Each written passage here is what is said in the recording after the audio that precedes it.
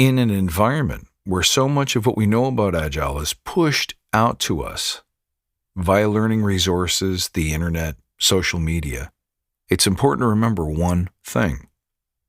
Don't read, don't study, do, practice, rehearse. That's this week on the Badass Agile Podcast.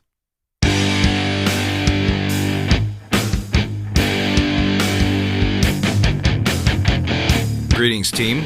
Welcome to the Badass Agile Podcast. I'm your host, Chris Williams.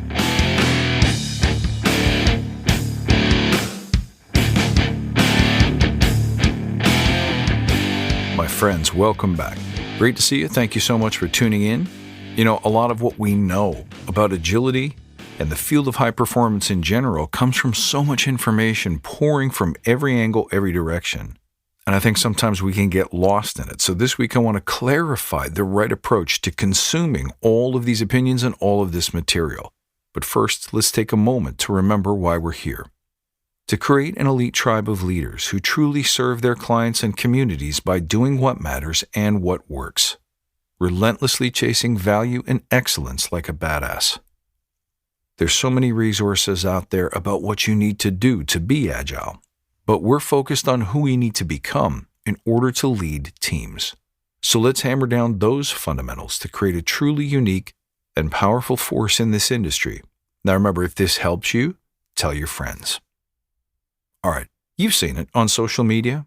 Every day there's an outpouring of new must-dos and how to think and how to feel and how to react and the steps you must take in order to quote-unquote be agile, be high-performing, or be valuable.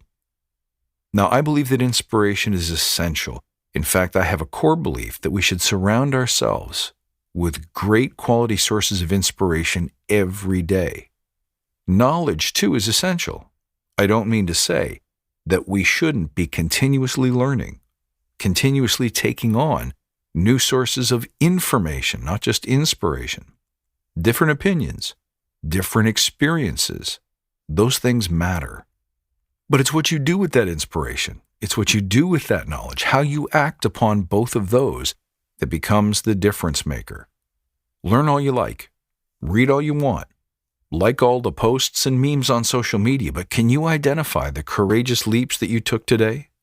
What were you humble enough to truly learn about yourself or change about yourself? What were you disciplined enough to earn or to get?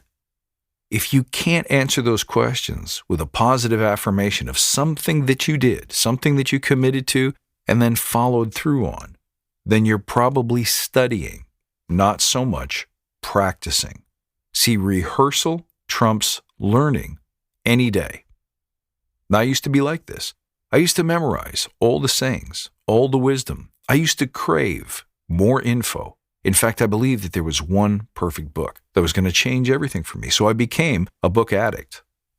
I would buy so many books that I never got around to reading most of them.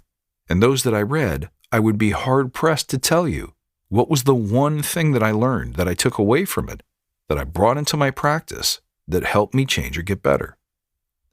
And here's what that created. It created in my personal practice that I had all of this wisdom, all of this time spent ingesting words and ideas, only to have those ideas inaccessible to me when I needed it the most. In the field of battle, in the midst of performing, when my team needed me the most, when I needed to speak truth to leadership, when I needed to inspire change, when I needed to be able to convince or influence my teams, my clients, my colleagues, my partners. Well, let me ask you a question. And this is what occurred to me is at some point, what good is all of this knowledge if it's not there to use it when you need it the most? So now you have this mountain of information that you've collected or maybe even forgotten. Maybe you've even taken diligent notes while you're doing all this reading and studying.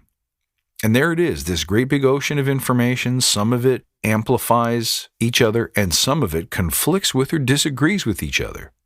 Here's what you do. You've got all this great knowledge, or even if you haven't got the great knowledge yet, pick an area that you can focus on, where you want to improve. Choose the outcomes that you want and learn to notice when a new action is required from you in your daily life and work. So work with me.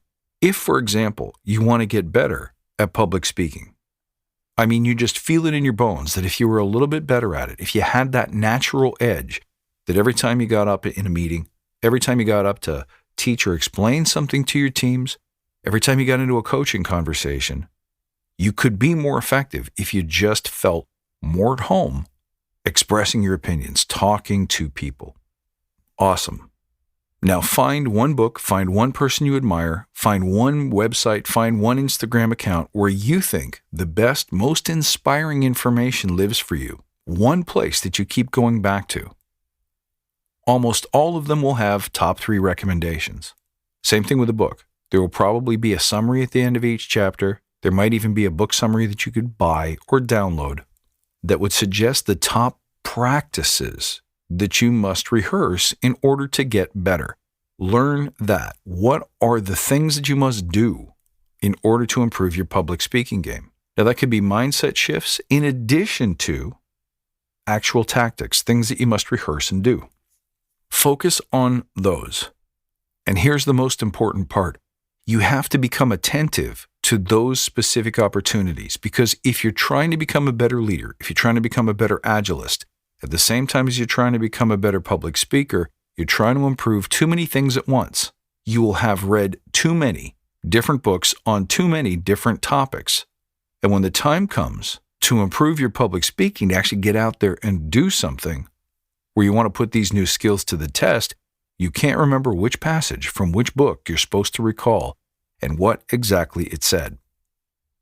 So narrow the field, focus on one. And from your reading, from your learning, from your inspiration, from your study, decide what you will do the next time you have to speak in front of people. How will you prepare? Are there words that you will choose? Maybe you feel like you don't listen enough. So what will you do to help ensure that you get better? That's the first part. And you can rehearse those attitudes, you can rehearse those scripts, you can rehearse those actions. But the other part is that you have to be ready for it. You have to notice when you're in a public speaking situation that you're not listening, you're not attentive, you're losing your audience. And at the moment you see that the outcome you're getting is different than the outcome that you want, it's time to act. Now you practice. And in this respect, it's no different than what we do in a Scrum team. We choose the experiment we want to try. We execute on it. And if we don't get the intended outcome, we try to learn from it.